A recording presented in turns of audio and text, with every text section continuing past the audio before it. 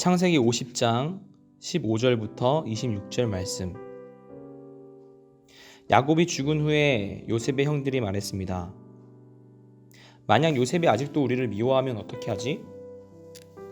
우리는 요셉에게 나쁜 짓을 많이 했어. 만약 요셉이 우리에게 복수를 하려 하면 어떻게 하지? 그래서 그들은 요셉에게 사람을 보내어 이렇게 전하게 했습니다. 아우님의 아버지는 돌아가시기 전에 이렇게 당부하셨습니다. 너희는 몹쓸 짓을 했다. 너희는 요셉에게 죄를 지었다. 요셉에게 말해서 형들을 용서해 달라고 말하여라. 그러니 요셉이여, 제발 우리의 잘못을 용서해 주십시오. 우리는 아우님 아버지의 하나님의 종입니다. 요셉은 이 말을 전해 듣고 울었습니다. 요셉의 형들이 요셉을 찾아가서 요셉에게 절을 하며 말했습니다. 우리는 아우님의 종입니다. 그 말을 듣고 요셉이 형들에게 말했습니다. 두려워하지 마십시오. 하나님만이 할 수 있는 일을 내가 어떻게 하겠습니까? 형님들은 나를 해치려 했지만 하나님께서는 형님들의 악을 선으로 바꾸셨습니다. 그래서 오히려 많은 사람들의 생명을 구할 수 있었습니다. 그러니 두려워하지 마십시오. 내가 형님들과 형님들의 아이들을 돌봐드리겠습니다. 이처럼 요셉은 형들을 안심시키고 형들에게 따뜻한 말을 해주었습니다. 요셉은 자기 아버지의 모든 가족들과 함께 계속 이집트에서 살다가 110살에 죽었습니다. 요셉이 아직 살아있을 때 에브라임은 자녀를 낳았고 손자 손녀들도 보았습니다. 요셉의 아들 므낫세에게는 마길이라는 아들이 있었습니다. 요셉은 마길의 자녀들을 자기 자녀로 삼았습니다. 요셉이 형들에게 말했습니다. 나는 이제 죽습니다. 하지만 하나님께서는 여러분을 돌봐주실 것입니다. 하나님께서는 여러분을 이 땅에서 인도해 내실 것입니다. 하나님께서는 아브라함과 이삭과 야곱에게 약속하셨던 땅으로 여러분을 인도하실 것입니다. 그리고 나서 요셉은 이스라엘의 아들들에게 약속을 하게 했습니다. 형님들이 이집트에서 나가실 때 내 뼈도 옮겨가겠다고 약속해 주십시오. 요셉은 110살에 죽었습니다. 의사들이 요셉을 장사 지낼 준비를 한 뒤에 이집트에서 요셉의 시체를 관에 넣었습니다.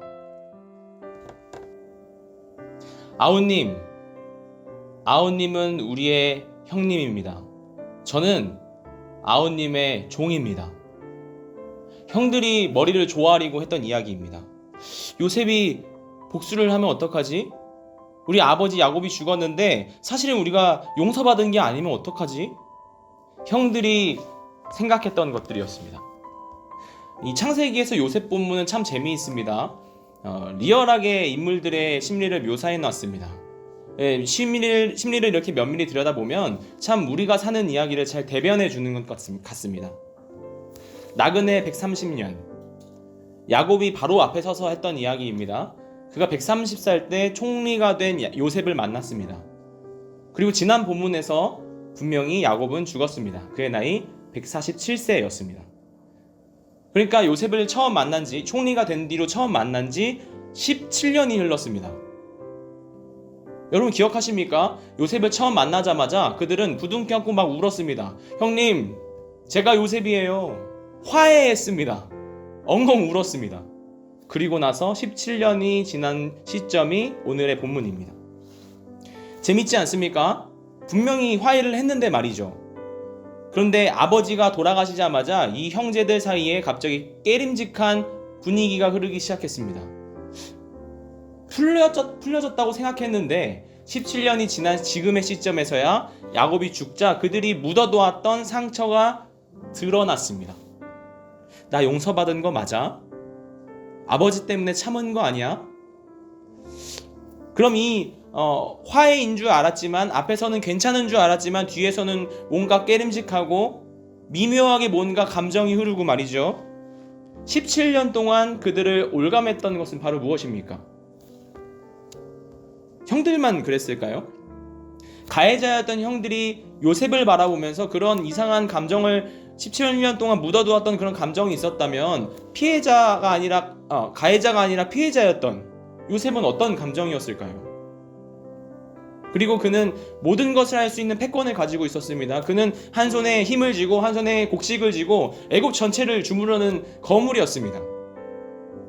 그랬던 그가 17년 동안 어떤 감정이었을까요? 자다가도 벌떡 일어날 것 같은 바로 그 사건. 이 친구만 생각하면 너무 껄끄러워요. 잠을 자다가도요, 침대에만 가면은 그 친구 때문에 억울해서 잠이 안 드는 것이죠. 앞에서는 해결이 된 것 같은데 뒤에 가면 내 감정은 그게 아닌 것 같고 자꾸 불안해요. 그 친구가 내 험담을 하고 다닌 것 같은 기분이 들고요. 페이스북 가서 찾아봐야 되는 거 아니야? 페이스북 스토리에다가 왜 이런 글을 써놓은 거야? 스스로 해석을 하기 시작하고요. 형제들이 그동안 17년 동안 응어리 지어 있었던 그 무언가 깨림직한 것은 어떤 것일까요? 혹시 여러분 안에 이런 깨림직함을 가지고 있습니까? 오늘 형들은 17년 동안의 그 깨림직함을 안고 야곱이 죽자마자 동생이었던 요셉에게 가서 머리를 조아렸습니다. 아우님, 형님으로 모시겠습니다. 아니, 주인으로 모시겠습니다. 저희를 용서해 주십시오. 오늘 본문은 저는 이렇게 정해봤어요. 요셉의 인생 해석. 여러분, 크리스천의 특별함은 어디에 있을까요? 크리스천이 대단한 점은 무엇일까요? 일반 사람들과 다른 게 무엇일까요?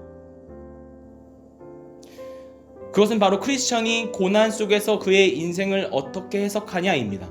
그것이 매우 다릅니다. 다른 정도가 아니라 완전히 차원이 다릅니다. 하나님의 사람 요셉이 해석하는 그의 해석을 한번 들어보십시오. 19절 20절 말씀입니다. 그 말을 듣고 요셉이 형들에게 말했습니다. 두려워하지 마십시오. 하나님만이 하실 수 있는 일을 내가 어떻게 하겠습니까? 형님들은 나를 해치려 했지만 하나님께서는 형님들의 악을 선으로 바꾸셨습니다. 그래서 오히려 많은 사람들의 생명을 구할 수 있었습니다. 세상 사람들은 자신의 인생을 자기가 끌고 갑니다. 그런데 요셉은 무엇이라고 하죠? 하나님만 할 수 있는 일을 내가 어떻게 하겠습니까? 그는 총리였습니다. 그런데 그의 고백은 무엇입니까? 나는 하나님을 대신하는 사람이 아닙니다. 그 자리는 하나님의 자리입니다. 그건 하나님의 영역입니다. 두려워하지 마세요.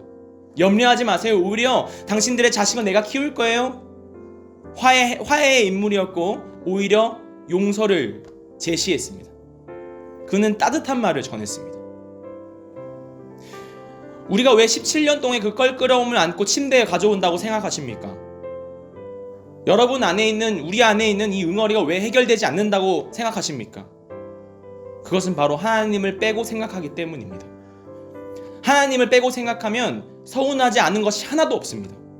신기할 정도로 인간관계가 꼬이는 것을 경험하게 될 것입니다. 그게 바로 사람입니다. 요셉은 이야기합니다. 내가 어떻게 하나님의 자리를 대신합니까? 혹시 여러분 스스로 하나님 자리에 앉아서 판사봉을 마음대로 휘두르고 판사 모자를 마음대로 써서 마음대로 판단하고 있지는 않습니까? 마치 그 형들처럼 말이에요. 그것은 바로 스스로를 두려움으로 몰고 가는 작업입니다. 오늘 요셉의 인생 해석을 한번 들어보십시오. 형님들은 나를 해치려 했지만 하나님께서는 악을 선으로 바꾸셨습니다. 하나님께 모든 주권이 있습니다. 오늘 본문에서 우리의 인생을 악에서 선으로 바꾸시는 하나님의 섭리를 읽으시기를 주님의 이름으로 축복합니다.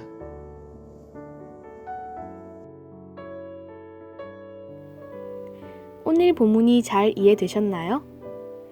말씀을 천천히 다시 묵상해 보시고 질문에 대답해 보아요. 첫 번째, 본문에서 하나님은 어떤 분이신가요?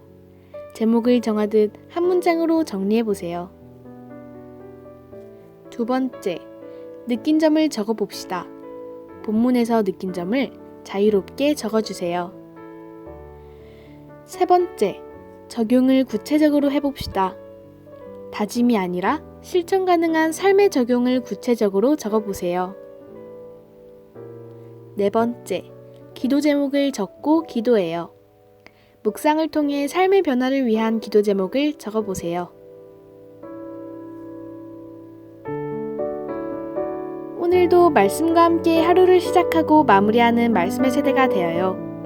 예수로 차지 태민이시였습니다. 감사합니다.